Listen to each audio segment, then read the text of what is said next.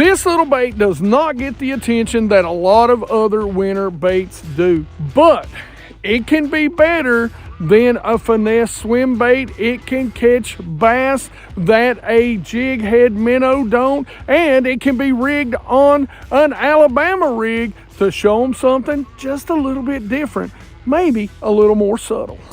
Best of all, this is a little bait that a lot of people have really forgotten about and just simply don't throw anymore, but it catches a ton of bass. What are we talking about? The grub.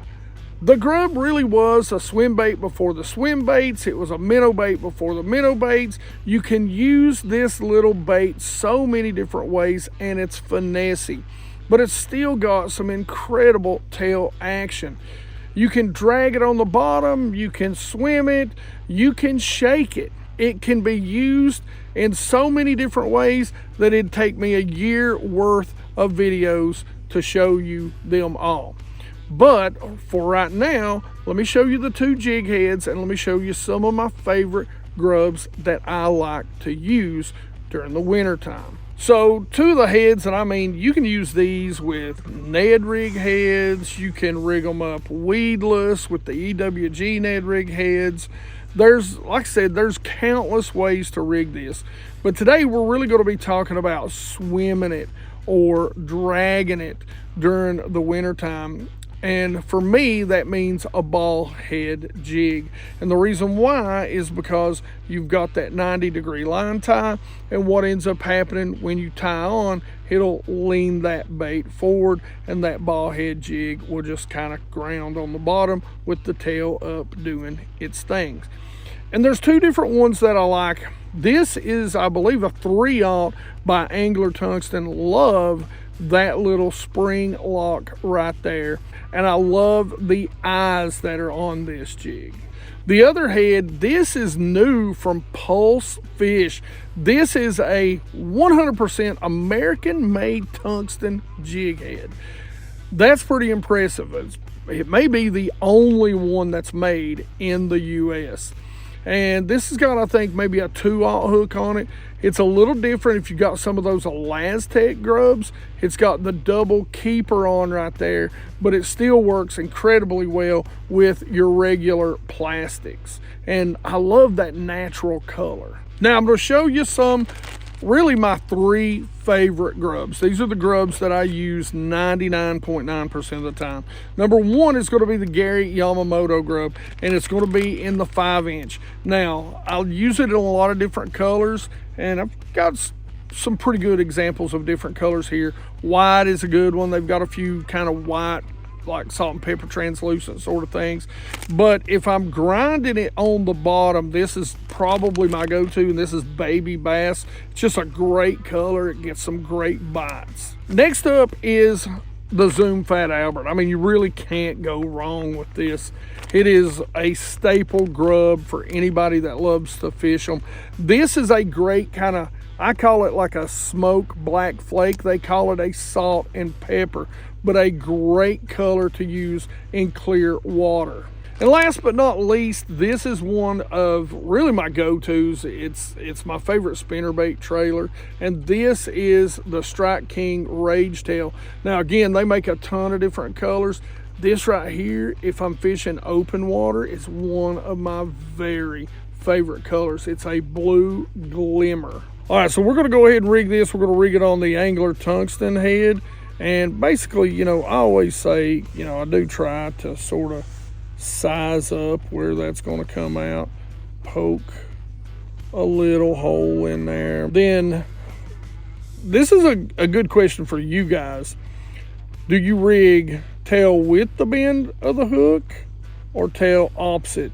So what I'm going to do today is I'm going to rig opposite so that the tail is down. One of the reasons why I think it looks more natural, it looks a little tighter, especially in the winter, with the hook and the tail going the same way. But I will tell you, you're not going to get it hooked as much like that. So you put it up on there, you make it nice and fat, you just bend it around, same thing, is putting a swim bait on. I always do it with the seam too, make sure it's good and straight. And there you have it. Now, let me show you the knot we're gonna tie. So we're gonna tie a simple pit seam knot with this. Bring it down, wrap it about 5 times, come up through our top loop, cinch down and cinch down. Take our canine braid scissors, cut that, and we're ready to go fishing. All right, rod, reel, and line. This is the Douglas X Matrix, their high-end offering, and this is a 704, so it's a 7-foot medium fast. Great little rod right here, and by the way, I've got a 10% off discount for any Douglas rod right here on their website. You need to go check them out. They make some incredible rods. Got that coupled with the Stunner from Fitzgerald. Again, this may be one of my favorite spinning rods that I've used last year, or that I picked up last year. Love this reel, aluminum all the way, and so far it's just been a great reel. Got that coupled with Canine casting braid. We got 10-pound test on here to 8-pound Pro 100% fluorocarbon, and I've got a 10% off discount for that also. So make sure you go check out Canine. You will not be sorry. So two of the ways that I love to fish a grub, one is out actually in open water, using my live scope, you know, finding these bass that are chasing schools of bait fish and swimming it through that bait fish when they're in there aggressively feeding.